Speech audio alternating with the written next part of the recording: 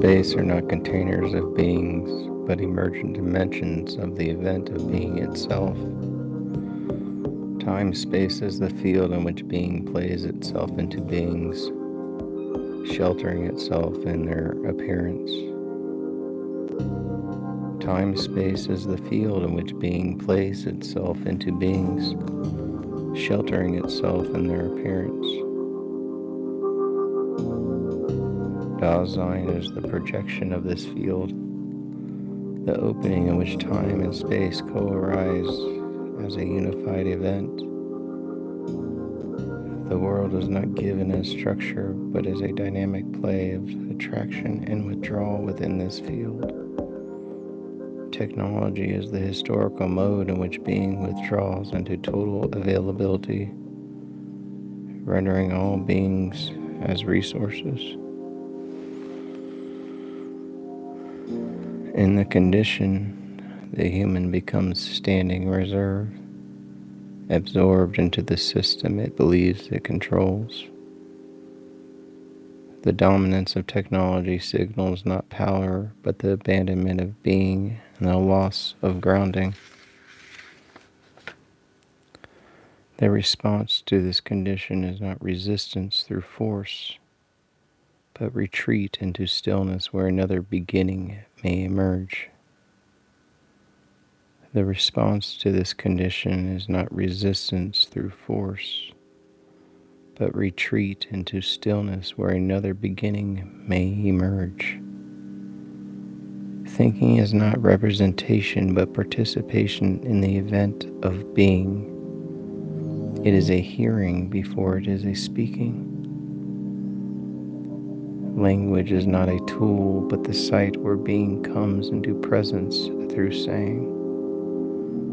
True thought abandons systems and certainty, entering instead the openness where meaning is not fixed but unfolding. True thought abandons systems and certainty, entering instead the openness where meaning is not fixed but unfolding. How does being sway? Thinking as acting accomplishes what already is.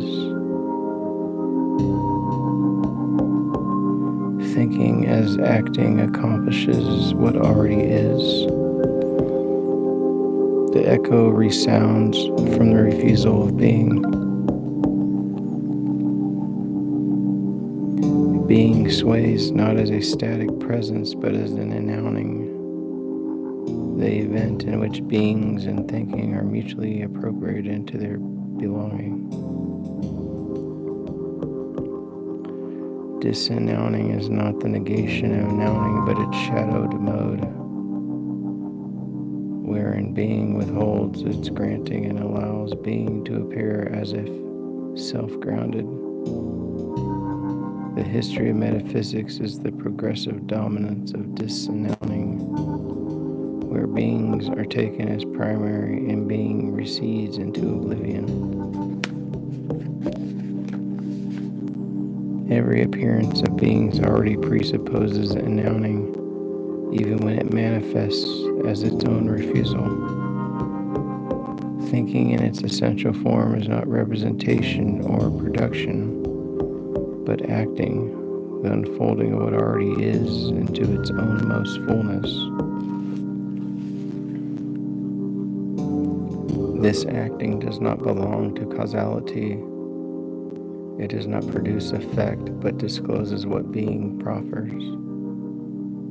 To think is to participate in the event of disclosure, not to stand over against it as observer or controller. All genuine thinking is therefore appropriative. It does not construct truth, but lets truth occur. The guiding question of metaphysics, what is a being, orients thought towards beings and their properties. The grounding question, how does being sway, orients thought towards the event in which beings and their appearance are granted. The transition from the guiding question to the grounding question marks the crossing from the first beginning to the other beginning of thinking. All essential thinking begins when the question shifts from what appears to how appearing occurs. The unconcealed is not merely a property of being, but the first hint of unconcealment as the clearing of being. Unconcealment precedes and sustains all determinations of being's constancy, presence, shape, and boundary. Where unconcealment is reduced to a property of being's origin and being is forgotten. Truth is not correspondence, but the event of clearing in which beings can appear.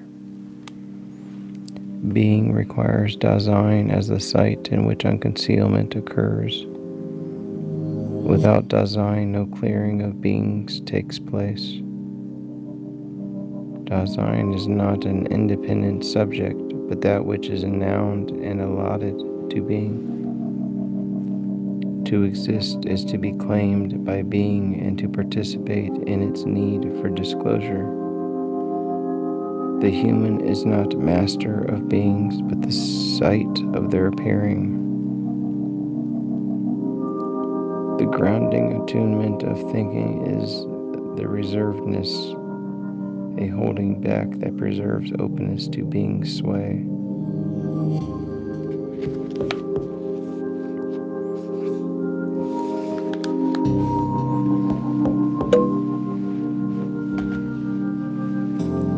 Without this attunement, thinking degenerates into empty conceptual manipulation.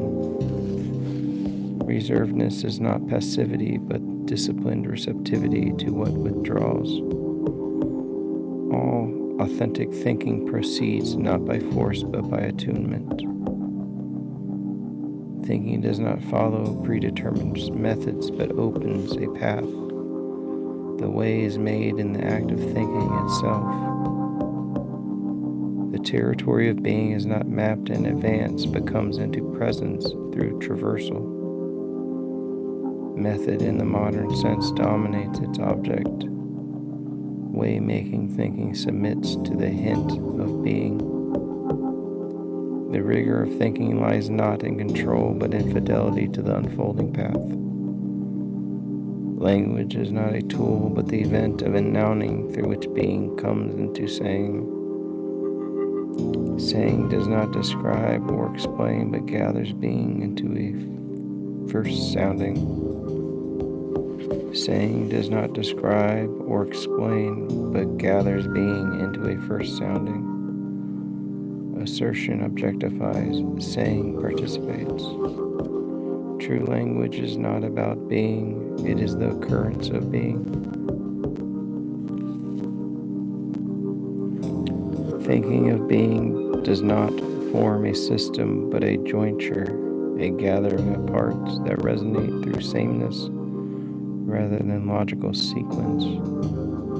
Each joining speaks the same from a different essential domain of announcing. The unity of thinking is not hierarchical, but rhythmic and recursive. System ends where announcing begins. The echo is the sounding of being within disannouncing, the resonance of what withdraws.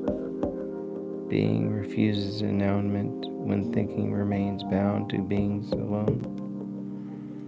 This refusal manifests as the dominance of the gigantic, where magnitude replaces meaning.